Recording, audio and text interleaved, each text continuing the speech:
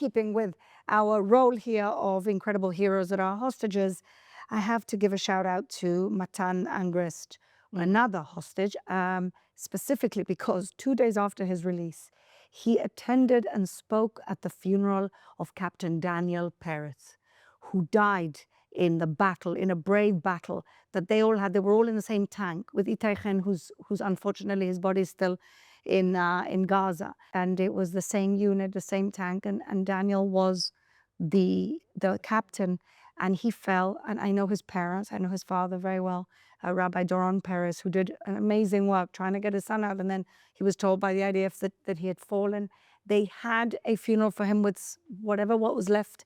And then now the body came back. So they've had 2 funerals and 2 shivers for Daniel Perez. But Matan Angrest said he came to the funerals, 10,000 people, the president and the first lady were there, Herzog, and he got up and said, I can barely stand, but I had to come and speak at my captain's funeral because he was our leader and he fought bravely. And that, 2 days after. And he said he wants to go back in. And he said, if I could go back in. Also, Idan Alexander is going back. He said, if I could go back in to bring the bodies back of the rest of them, I would.